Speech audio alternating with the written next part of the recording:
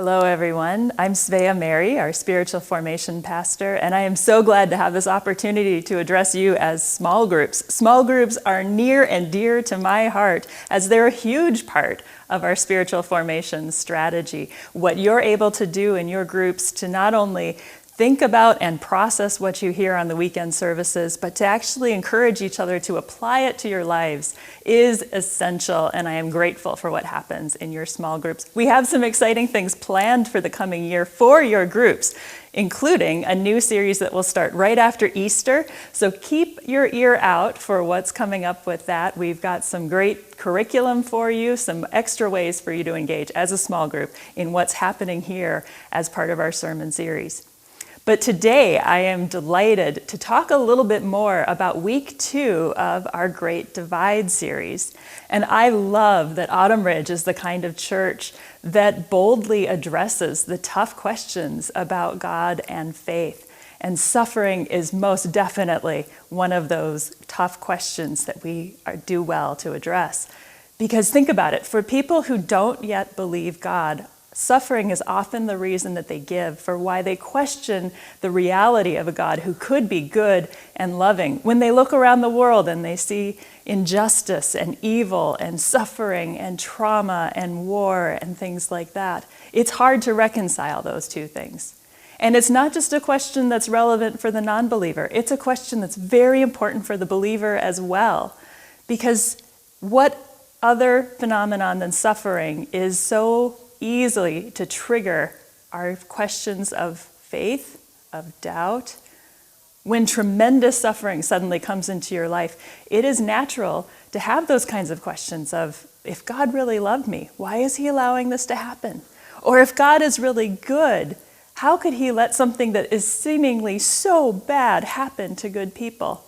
Or if God is so powerful, why would he have not just prevented this from happening? These are questions that are natural. They're almost reflexive when suffering arises.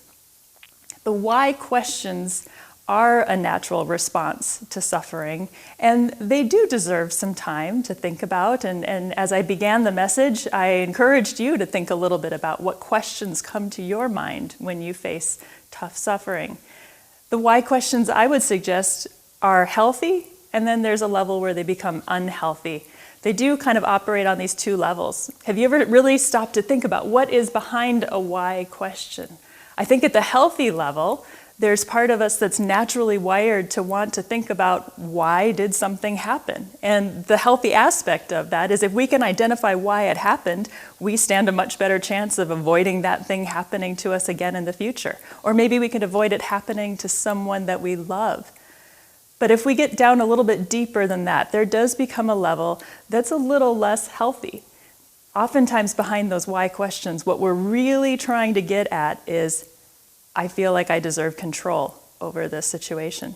If I could identify why it happened or have God justify to me why it happened, then it puts us in that sense of feeling like we are in control of our own life and of our own circumstances. And it's a tough thing for us to grapple with that, to realize we don't always get to be the ones in control of our circumstances. And when those why questions take over and we get stuck at that more unhealthy level, we can get in the danger of kind of spinning on that section.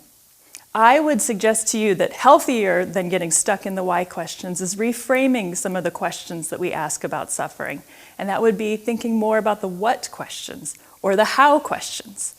What could God be doing with the suffering in your life that's helping you more reflect Christ?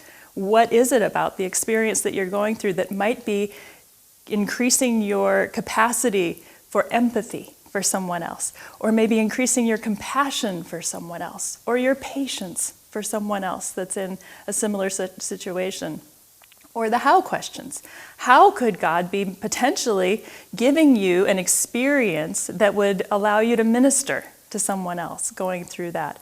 Or how could he be using this to equip you so that you can see something in yourself or something in someone else that allows you to be a source of encouragement and hope? Indeed, our theme verse for this series, 1 Peter 3:15, is drawing right on these concepts and asking ourselves how and what questions about our suffering is a fantastic way for us to identify the good that God can bring out of our suffering. It also puts us in the right frame of mind for this verse. Now, Pastor Rick last week encouraged all of us to memorize this verse, and I would echo that. This is a wonderful one to have tucked away in your heart, ready on your lips at all times. 1 Peter 3:15 calls us to revere Christ as Lord and to always be prepared to give an answer to everyone who asks us for the reason for the hope that we have, and to give that with gentleness and respect. When we consciously take time to identify the what and the how questions about our faith, it will do two things for us that will supercharge our ability to apply this verse. First, it's the kind of thing that when we are focused on what and how God could be using suffering to bring good as a result out of it, people see that and they're inspired by that. And that's exactly the kind of thing that triggers them to want to ask us to give the reason for the hope that we have. And it also helps us with the earlier aspect of that, to revere Christ as Lord, rather than the why questions that are designed to want to put us as God in our lives. This reframing of that helps us to see that Christ is truly the Lord of our lives. The what and how questions also prepare us to always be prepared. If we have thought in advance, what is God doing through this? How is God working through this? Those thoughts will give us the answers that we need when someone says, give me the reason for the hope that you can have in the midst of your suffering. We'll be ready to address those questions. I'm so glad that you have an opportunity now in your small groups to talk through these questions, to talk through this verse together, and I am praying for you already that your discussions will be encouraging to each other and fruitful and help you to apply this wonderful verse of always being prepared to give everyone a reason for the hope that you have.